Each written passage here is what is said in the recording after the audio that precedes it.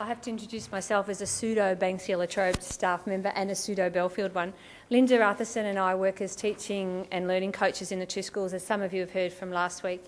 And we just wanted to contextualise the regeneration project, to contextualise their work, because the schools really are working beautifully together and really coming from different points, but working really hard together to improve their teaching and learning for students. And so we just want to take a couple of seconds to talk about that. I didn't say who I was, Leanne Reynolds, sorry. Then, as we said in previous times, we've tried to use the AIZ to focus our work so that it's given us an opportunity for common language across the schools, for having a real purpose for looking at what we're doing and why we're doing it. And then we figure that as we progress with that, that will give us a common basis then to jump off and look at other aspects of teaching and learning and other parts of literacy and numeracy, and give us a good foundation from which to work. But at the moment it's trying to bring the commonalities across our primary and secondaries into this area. I should say too that we're working towards Peter 12 school on the LaTrobe site and Birth to 4 annex on the Olympic Village site, and the Northland site will have a 10 to 13 plus featuring arts and design and those kinds of aspects. The other piece is that those schools will work really closely with LaTrobe Uni, and so we're loving Raymond Lewis.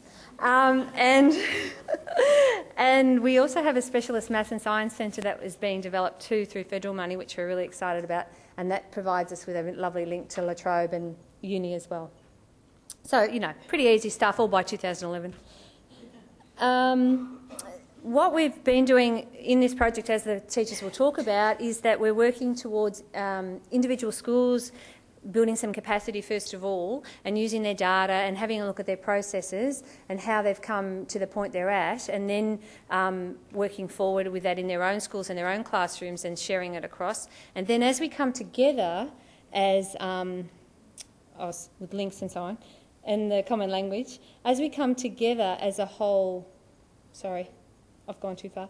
As a whole project, we work together as a teaching and learning focus team, all the learning leaders, to talk about where we're up to and how it's going and keep some kind of commonality across. So I'll get off and hand it over to them to talk about their journeys. Thank you. My name's David Morris. I'm the Year 7 and 8 team leader at Banksia LaTrobe.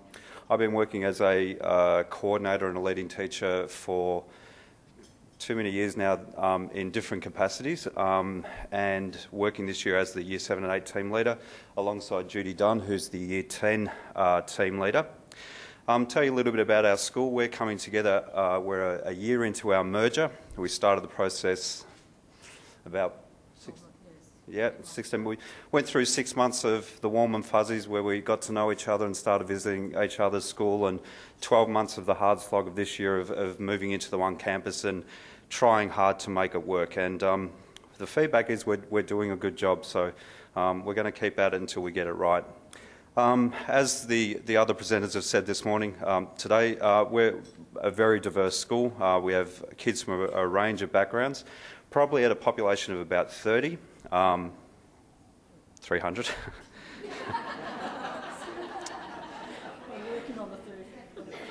And there's no Johnny Water. It was only water on the table too. We have a hearing impaired or deaf facility and a language centre, so we have a whole range of different campuses happening on the one place. As far as the merger goes, it was interesting listening to the people that are on the borderline of doing that, and it'll be interesting to compare notes with you 12 months from now. We brought together two very different schools, very different cultures, and one of the hardest things for us this year has been to work at developing a common understanding and a common culture between us. Leanne mentioned the different arms of the regeneration project and the different arms of the the Hopkins project.